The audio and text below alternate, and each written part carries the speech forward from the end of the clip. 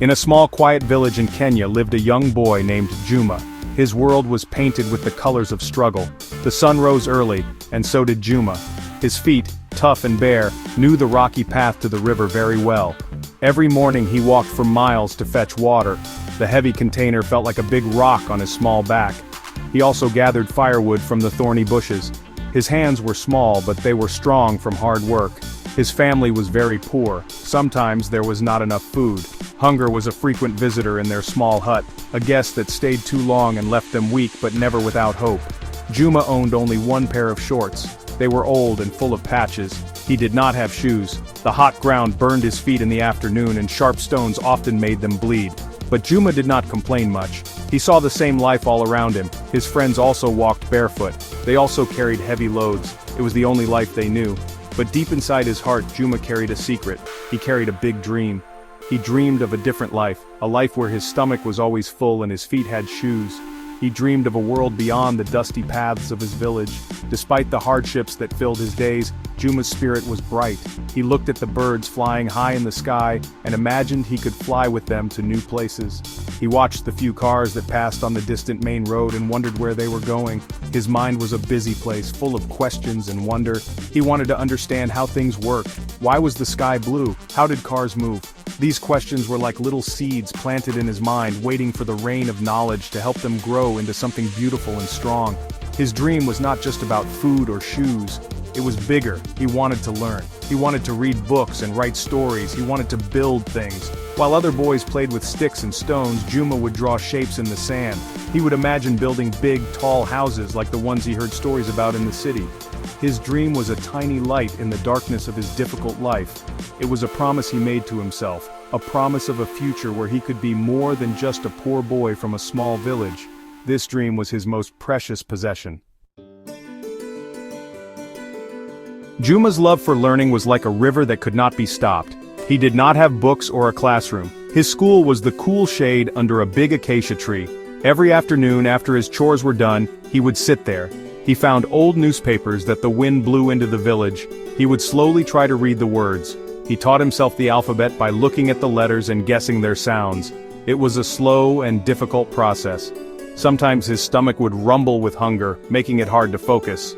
But his hunger for knowledge was even stronger. The other children in the village did not understand Juma. They would see him sitting alone, staring at a piece of paper. They would laugh at him. "Juma is talking to the paper," they would shout. "He thinks he can be a big man." Even some adults would mock him. They told him that dreaming was for rich people. "You are a poor boy, Juma," they would say. "Your life is here, fetching water and herding goats. Forget these foolish dreams."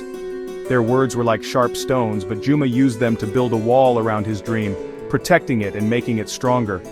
Juma did not let their laughter stop him. He knew in his heart that learning was the only path to a different life. He would listen carefully to the conversations of the elders. He would ask questions whenever he had the chance. He learned about numbers by counting the goats in the field. He learned about shapes by looking at the moon and the stars.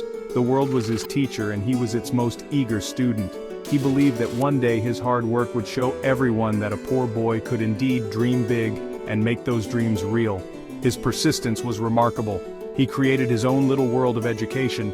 He used a piece of charcoal to write on a flat rock, practicing the letters and numbers he had learned. The rock was his blackboard, and the earth was his notebook. He would spend hours there, lost in his world of learning, until the sun began to set, and it was time to go home for his small evening meal. The acacia tree became his sanctuary, a special place where his mind could travel to faraway lands, explore new ideas, and nurture the hope for a future that was waiting for him. One day a teacher from a nearby town was passing through the village. His name was Mr. Mwangi. He saw Juma sitting under the acacia tree, completely focused on an old magazine. Mr. Mwangi was surprised. He had never seen a child so dedicated to learning without a school or a teacher. He quietly watched Juma for a while. He saw the boy tracing the words with his finger, his lips moving as he tried to sound them out. Mr. Mwangi's heart was touched by this sight. He saw a special spark in Juma's eyes, a fire that poverty could not put out. Mr. Mwangi walked over to Juma and started talking to him. Juma was shy at first, but soon he started sharing his big dreams. He told the teacher how much he wanted to go to school. He spoke of his desire to learn how to build things and solve problems. Mr. Mwangi listened with great attention. He was amazed by the boy's intelligence and his clear vision for his future. He knew he had to help this child. He saw not just a poor village boy, but a future leader, a future builder, a future source of hope for his community. Mr. Mwangi believed in Juma.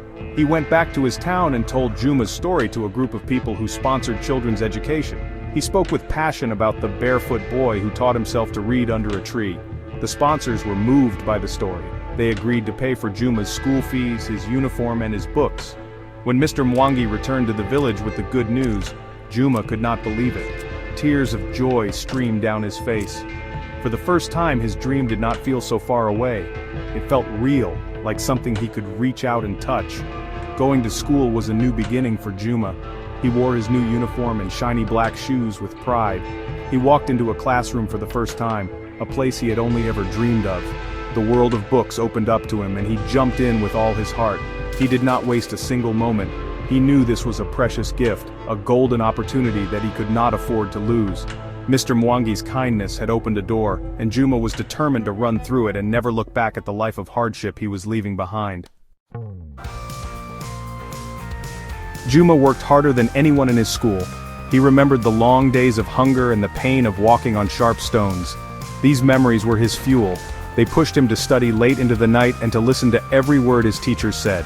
He was always the first to raise his hand to answer a question and the last to leave the library. His classmates were amazed by his dedication. Every single year, from primary school to high school, Juma was at the top of his class. His report cards were filled with excellent grades, a testament to his unbreakable spirit and hard work. After finishing high school with the best results in the entire district, Juma earned a scholarship to a top university in Nairobi. He chose to study computer science. He was fascinated by how computers could be used to solve big problems. The city was a new world for him, a world of tall buildings, fast cars, and endless possibilities. It was very different from his quiet village. But Juma was not scared. He embraced the new challenges with the same courage he had shown all his life. He excelled in his studies and graduated with honors, a proud software engineer. Today, Juma is a successful software engineer in Nairobi. He designs programs that help businesses grow and people connect. The boy who once walked barefoot now wears smart suits. The boy who once lived in a small hut now lives in a comfortable apartment. He has achieved the dream that once seemed impossible. But Juma has not forgotten where he came from. He has not forgotten the dusty paths, the hunger, or the kind teacher who changed his life. His success is not just for him, it is for his people. Juma now uses his money and knowledge to give back to his community. He has started a foundation that builds schools in poor villages across Kenya, just like his own. He wants every child to have the chance he was given. He often visits his old village, and the people who once mocked him now look at him with respect and admiration. He is their hero, a living example that dreams can come true. Juma's story is a beautiful reminder that it does not matter where you start your journey.